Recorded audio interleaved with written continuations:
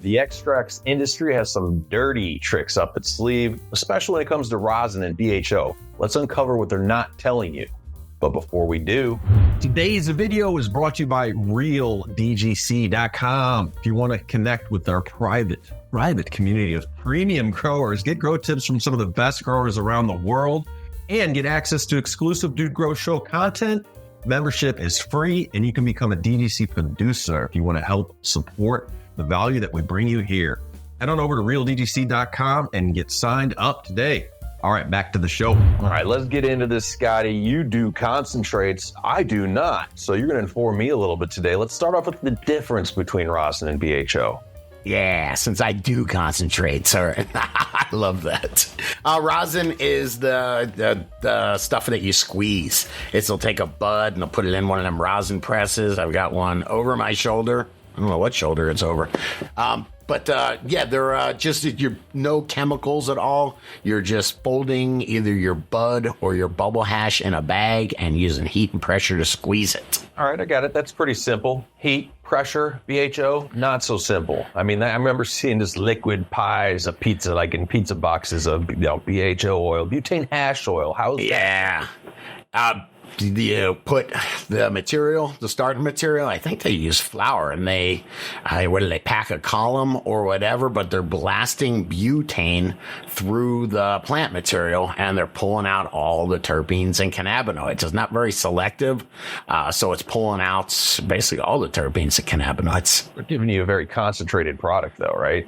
It's definitely messing with the balance, but then again, rosin's messing with the balance. Okay. So what about the term I hear live, like live resin, sure. Live rosin? That's some pretty interesting stuff. I love the chemists. What they figured out is that when you let cannabis dry, it's oxidizing. And so it's losing some of when you open the bucket or when you go in a room where the cannabis is drying, it's not magic that you're smelling, what you're smelling those terpenes volatilizing off. So the idea is with live is instead of drying the weed, you cut it and you freeze it immediately to preserve all those terpenes. And then you make bubble hash out of it. You make bubble hash out of it and then you dry it in a freeze dryer. So you're never letting those terpenes volatilize off. You're never letting those cannabinoids oxidize. And God, it's just such a much more flavorful product. It's better in every way. I was just going to say the taste on, I've had live resin carts, not fully my style. Convenient. I mean, some of these things are just really convenient for traveling or places where you can't actually have smoke and fire in the air, if you will. Yeah. Yeah, live resin tasted so good. But my concerns with this things, going to point two here, I consider myself like a purist.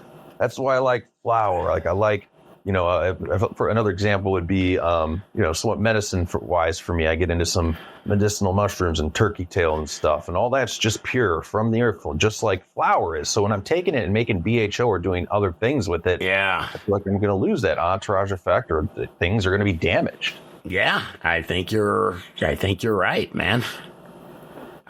If you think about what they're using, I mean, when you say you're a purist, but man, when you get a good bud, you can inspect that thing and you know that it's good quality.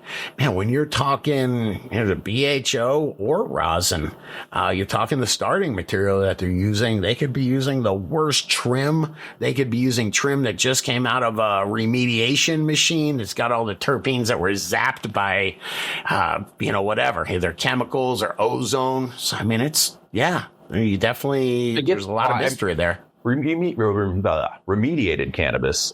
Commercial growers can have part of a grow maybe that they got PM in a room, or they got some type of mold, or the tests are so stringent, they remediate it. So too many R's or something. There's something going on with that. But in the end, there is a marketplace for some people that don't mind going to the dispo and getting what I call a certain type of THC cart or goop that's flavored with something funny. Let's show real quick, because these ozone machines, Grambo, click on this. This is what they do. They put in these big machines, and basically this one can handle up to, I think, 20-something pounds at a time, and it spins it around for an hour and just puts ozone on it. So right there, I'm like, whoa, I'm turned off. Yeah, ozone destroys terpenes. Definitely does. And the only way you could tell, they had another one. I'm not one that goes to the dispo that often, but in a pinch, if I travel without cannabis because I can't cross over certain borders or whatever, I go to the dispensary. I went to the dispensary in Cali, and pre-rolls are a very common product I'm learning put in these ozone machines.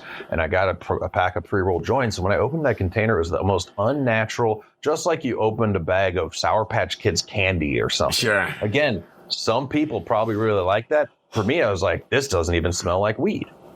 Yeah, and that's where it gets into the rosin versus resin, the solventless versus the pure heat and pressure, and which one is cleaner in the end. And if you think about it, BHO offers you a lot of ways to clean up the product after it's been made. So if there's, and first off, I do believe that the butane itself kills like any kind of molds.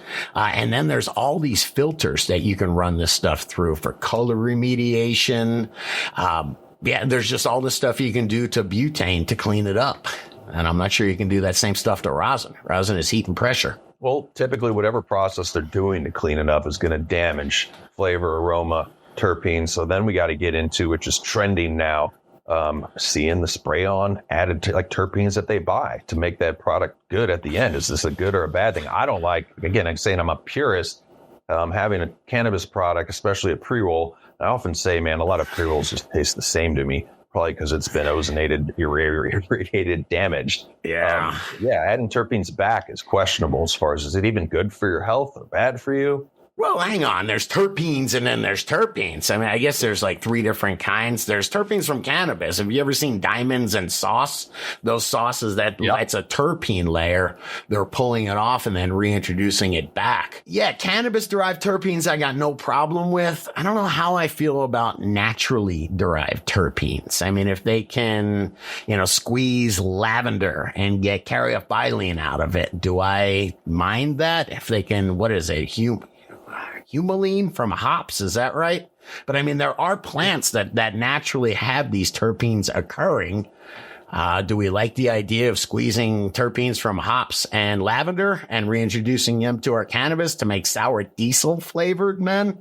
I guess it's better than smoking hay. That's the other option. I don't know. Right. It'd be really nice. It'd be really nice if they just let the consumer know. They still don't do that, to where, hey, by the way, you are buying remediated weed with terps added back here. It's just to put a product out, especially in the flower category, that they're going to say, hey, look at this dank sour diesel. And you open the jar and it smells amazing. And you think that it's a product that the grower successfully pulled off without altering it in any way and not knowing the difference between that and what's remediated. That's what I'd like to see. Yeah, that is pretty nasty. Because, by the way, the third thing is just completely synthetic terps. I mean, at least those, the first 2 we talked about, plant-derived and cannabis-derived, at least they're, natural. They're extracted from plants. The synthetic terps, they just take the chemical formulation and just reformulate it in a lab. And now we're talking about purity. Those chemical terps are technically more pure, chemically pure. But man, do you want some crazy super pure terpene, or do you want something, even when you extract it from hops, when you extract it from lavender, it's not just that one chemical. It's mostly that terpene with a little bit of extra in there, where that entourage comes from. I'm over at Terps USA, bro, checking out. I'm going to get me some OG Kush in a bottle, some Girl Scout cookies. And one thing I've noticed about these sites, when you go search spray terps or terpenes for cannabis, if you go to their facts section, it's either not there or vague as F, like vague. Like, okay, because what I want to know, again, just to sum up, is as the consumer, maybe you would tell me that clinical trials have been done and the spray terpenes are not harmful to your health at all. But I still want to know what was remediated, what has an added spray terpene, or what is just complete, straight up, purest flower. Agreed. That is shady that they don't tell you.